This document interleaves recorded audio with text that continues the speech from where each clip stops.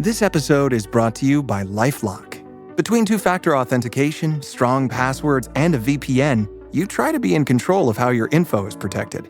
But many other places also have it, and they might not be as careful. That's why LifeLock monitors hundreds of millions of data points a second for threats. If your identity is stolen, they'll fix it, guaranteed, or your money back. Save up to 40% your first year. Visit LifeLock.com/podcast for 40% off. Terms apply. The Red Apple Media Podcast Network presents This is Protecting America. Now, here's Emmy-winning journalist Rita Cosby. And welcome to another edition of Protecting America. I'm Rita Cosby. Well, the U.S. Supreme Court issues a truly historic decision on presidential immunity, which will potentially impact several or all of the current legal cases against former President Trump. So what exactly did the High Court say? And where do the Trump trials stand? Well, joining us now is one of the best in the business, former federal prosecutor and great legal analyst, Doug Burns. Doug, what was your reaction to the Supreme Court decision? Was it fair? Was it the right decision? Well, this will surprise people. I wasn't surprised one bit. And not to be immodest, I predicted, as did many other legal experts, I predicted exactly right down to the I's and T's what was going to happen. I said that the court was going to lay down a rule that said that official acts that were within the scope and sphere of a president's job and duties would enjoy immunity, and acts that were outside wouldn't. I explained that it's more of a fact case than a law case, because that legal principle is extremely straightforward. Official acts enjoy immunity. Police, prosecutors, others, they have immunity for their official acts. It's the same thing with the president. And then I explained, in the unbelievably toxic climate that we are in now, those on the left would be shrieking that every single thing he did was outside the scope. Of course, he's a criminal, and on and on. And the other side was going to calmly say, no, he was acting as president of the United States, and it's covered. So it's an angry debate over facts, not law, Rita. But you bring up the good point that it's official versus unofficial acts. Who decides that? And obviously that's going to be up for debate. Well, it's funny you asked me that, because I then explained that the case was going to be remanded.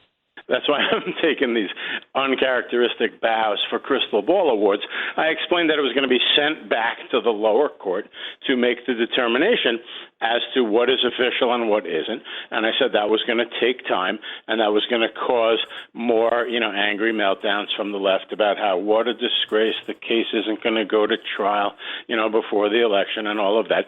And that's precisely what happened. The Supreme Court remanded, sent the case back to the lower court to hold hearings, seriously, to determine what are official acts and what aren't. And it's going to take some time, and it has to be sorted out in the district court.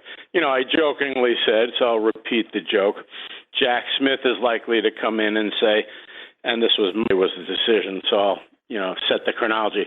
Your Honor, let's do the hearing Tuesday, finish it by 5 o'clock, and then pick the jury Wednesday. I'm joking, because they are hysterical, or at least they were, to get the case to trial. The reason I say are, this is interesting, is because the New York City case has largely backfired. Okay, let's call it what it is. Trump's poll numbers are up. His fundraising is up after he's supposedly a criminal on a case that you and I discussed many, many times, how weak it was. And the point is, maybe they're rethinking this whole lawfare thing, Rita. It's hard to say. Yeah, you bring up a great point, because had they not overreached, it may not have ever gotten to the Supreme Court. Exactly. It's sort of the overreaching is what created the moment, right? No question about it. And the point is, to all of us, who have been in this business for decades, we can tell the difference between a straightforward charge. I'll use some examples. Bank robbery, tax evasion, the guy made X, but he put down 1/3 of X. In the Trump cases, it's all wildly stretched theories he filed a business document, but it's really a felony because he did connection with some other crime, but we really can't tell you what that crime is. And you can pick from 3 options, and on and on and on. And the other, in the federal cases, you have stuff like conspiracy to defraud the United States. These are all stretched, strained, theories to criminalize politics. That's the key phrase, criminalizing politics. Okay, and so the point is, if you tick through the cases, which I think you wanted to do. I mean, the Georgia thing is on life support. Forget that, because the appeal argument, I'm not even going to the substance. I'm talking procedure. The appeal is going to be heard in October, okay? That's just the appeal on whether Fannie Willis remains. So that case, you can forget in terms of before any election. And by the way, follow-up editorial, you watch, and I've told you this before, on the air, off the air, once the election takes place, win, lose, or draw, nobody is going to be talking about these fake Trump cases anymore, which will be very, very interesting at that point. But then you go to the 2 federal cases. You have the documents case, which is on hold, tremendous hold, because of having sorted out all kinds of questions about the evidence. And any case involving classified material, by its very nature, has longer. The left, real quick, melting down, attacking the judge like sore losing babies in terms of hysterically getting it to trial before the election, same old drill. And the Jan 6 case in Washington, D.C., as just explained, to kick this discussion off, Rita, has to have hearings to determine official, unofficial, and it's going to take time. You brought up the January 6th case. That one really is falling apart because, of course, there was the defendant that also got a favorable ruling, not Trump, but it was someone else, obviously, who got a ruling that said that they went too far in that case, and it could affect many defendants, including Trump. That even came before the decision that came recently. Yeah. There's a double whammy because you have the J6 Supreme Court case, and then you have the immunity case. And when you put them together, it's pretty grim news for Jack Smith. The well-known law professor from the West Coast, Berkeley, don't want to say his name wrong, John Yoo, he wrote a great article, and he explained calmly that sixth opinion from the Supreme Court explained that the Sarbanes-Oxley related statute really doesn't apply to these facts because that has to do with destruction of documentary evidence and so forth. 2 of the 4 counts against President Trump. And then he explained brilliantly in the article that the other 2 counts are incredibly weak. One is what I said a minute ago, conspiracy to defraud the United States. That's so vague. It's one of the vaguest statutes in the book. And then you had another one, which was some type of voter election, violation. Again, really, really weak. So to your point, and you're so right, when you combine the J6 Supreme Court opinion, throwing out the Sarbanes-Oxley stuff, saying that the statute that they charged in hundreds of cases, by the way, is not properly charged. That's 2 of 4 against Donald Trump and will implicate hundreds of other cases, as you just said. So I want to just highlight what you said. And then, of course, the immunity situation, which is he gets immunity for presidential unofficial actions. I do want to throw in an editorial before I forget. I was disgusted to see, because it's really a deterioration in our society, and I hope it will change, disgusted to see the immediate narratives completely false coming out of yesterday, which is, I can't believe that they're given full immunity for everything. I heard that he can now kill somebody, and you know where I'm going, on and on and on with that. But they bake in these false narratives. It's amazing, Rita. This episode is brought to you by Progressive Insurance. Do you ever find yourself playing the budgeting game? Well, with the Name Your Price tool from Progressive, you can find options that fit your budget and potentially lower your bills. Try it at Progressive.com. Progressive Casualty Insurance Company and Affiliates. Price and coverage match limited by state law. Not available in all states. Mic check. 1, 2. Are we recording? Hi, I'm Michelle Bernstein, an award-winning chef, restaurateur, and mom. I have a lot on my plate, including my psoriatic arthritis symptoms. That's why I was prescribed Cosentyx. It helps me move better. Cosentyx secukinumab is prescribed for people 2 years of age and older with active psoriatic arthritis. Don't use if you're allergic to Cosentyx. Before starting, get checked for tuberculosis. An increased risk of infections and lowered ability to fight them may occur, like tuberculosis or other serious bacterial, fungal, or viral infections. Some are fatal. Tell your doctor if you have an infection or symptoms like fevers, sweats, chills, muscle aches, or cough, had a vaccine or plan to, or if inflammatory bowel disease symptoms develop or worsen. Serious allergic reactions and severe eczema-like skin reactions may occur. Learn more at 1-844-COSENTYX or Cosentyx.com. Ask your rheumatologist about Cosentyx. Choosing a bottled Starbucks Frappuccino drink that's all flavor and just 100 calories? Easy. Choosing between creamy vanilla, double chocolate, and sea salt caramel flavors? A little harder. Try the delicious new Starbucks Frappuccino light drinks. Look for them wherever you buy groceries. Start with Starbucks coffee. Americans love using their credit cards, the most secure and hassle-free way to pay. But D.C. politicians want to change that with the Durbin-Marshall credit card bill. This bill lets corporate megastores pick how your credit card is processed, allowing them to use untested payment networks that jeopardize your data security and rewards. Corporate megastores will make more money, and you pay the price. Tell Congress to guard your card, because Americans lose when politicians choose. Learn more at guardyourcard.com. You know, speaking of the false narratives, I was going to touch on that. President Biden comes out within hours of the Supreme Court decision, and it seems like he's now running against Trump and the U.S. Supreme Court. I mean, it was a stunning moment, and you can appreciate this with all of your great years in law and your family's year in law. Here it is, somebody attacking the President of the United States, attacking the institution of the Supreme Court, those supposed to be co-equal branches of government and supposed to be, you know, obviously sort of sacrosanct, able to act independently. And yet he actually said, you know what, in a sense, you need to vote for the Democrats so we can get the right kind of justices on the Supreme Court, because these are no good, essentially. I mean, it was a stunning moment, and I thought a very low point for the presidency and for America to hear that. Well, I love the way you put that. It's a low point indeed in America. Serious court rules in a way that you disagree with, First Amendment. It's not your ideology, First Amendment. And then you turn around and say the court's illegitimate, AOC, I'm going to start impeachment. Let me make a related point that's so interesting. When they create a narrative, anything that goes against it that's troubling beyond. So, for example, abortion. They set up a narrative. These people, the Republicans, they want to strip women of their rights, and they just baked that in as intensely as they could.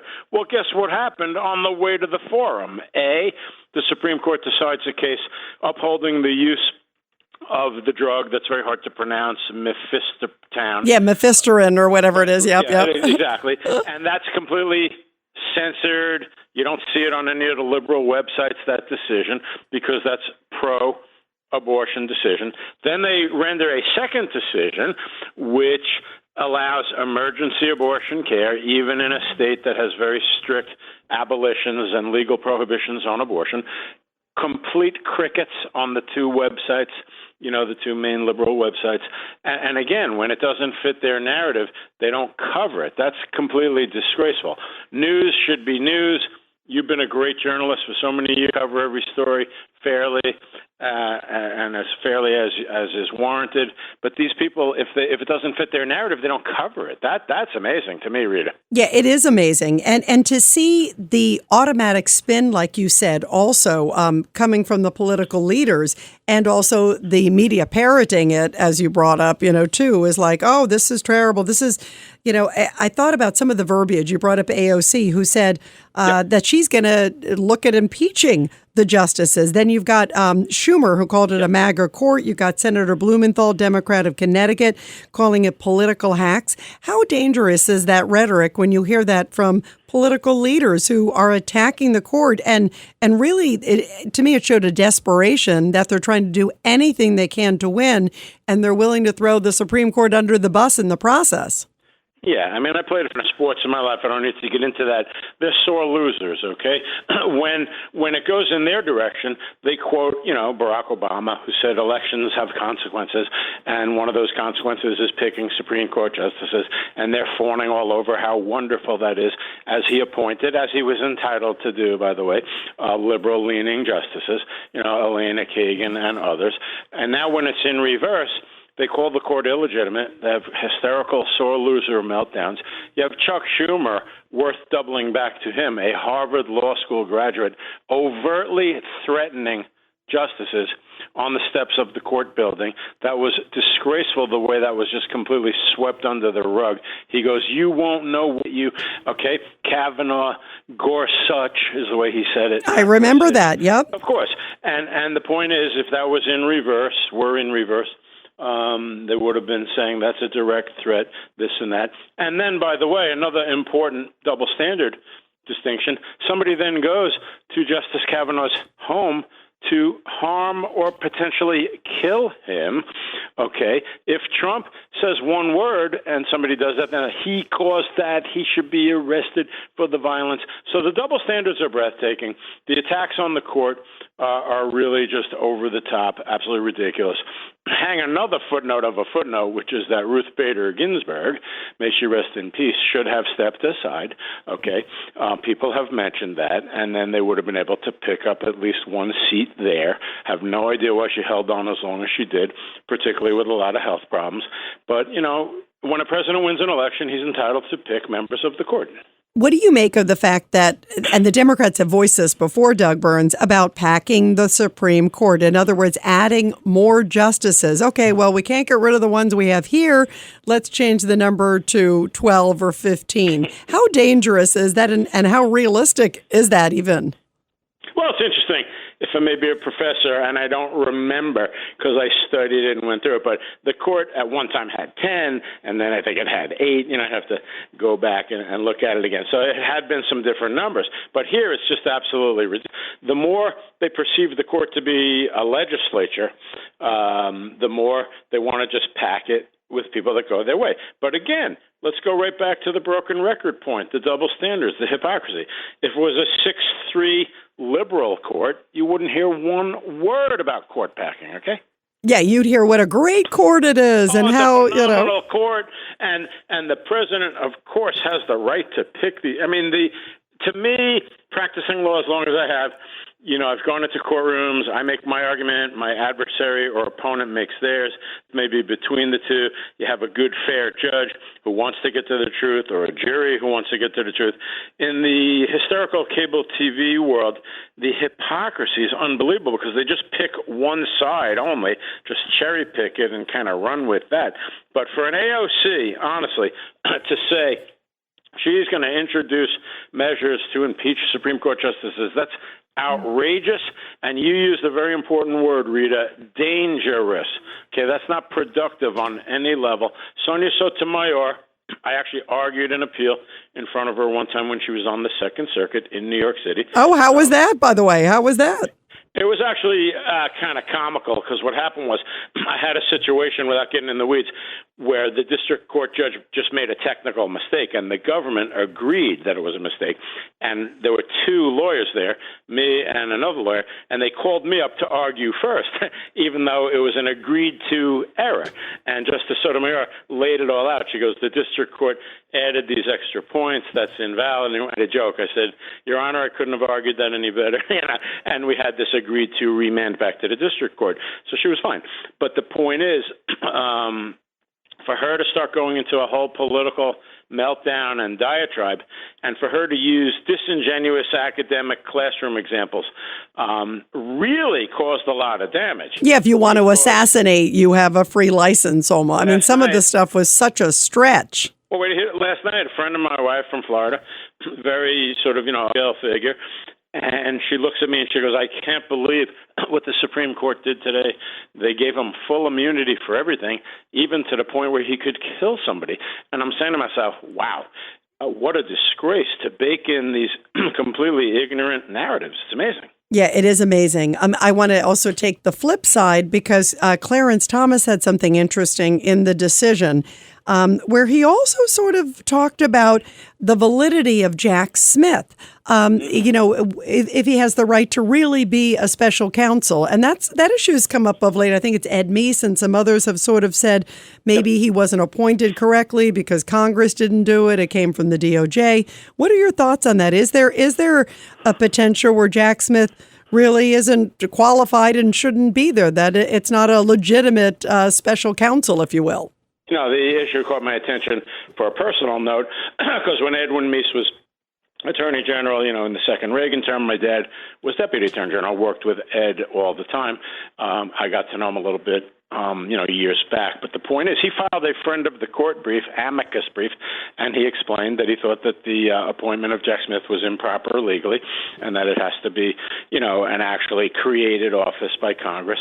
And I read through the Thomas dissent on that, and I think there's a lot of viability to it. Not so sure that's going to get all that much traction in the context we're in. But no, it was definitely a viable legal argument that he was not appointed correctly.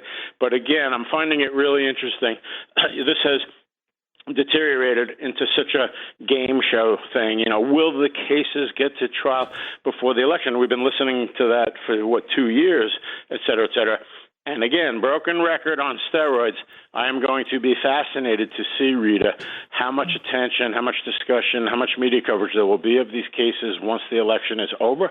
And I submit to you that it will be very, very, very low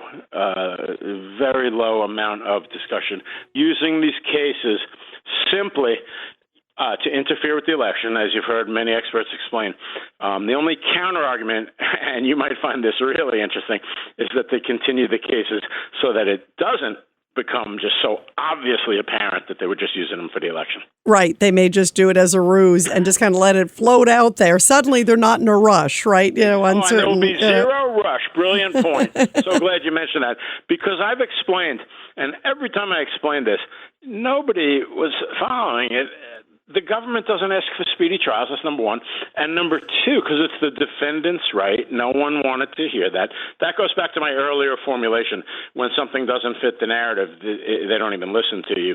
Okay? So there's nobody ever asks for speedy trial on behalf of the government.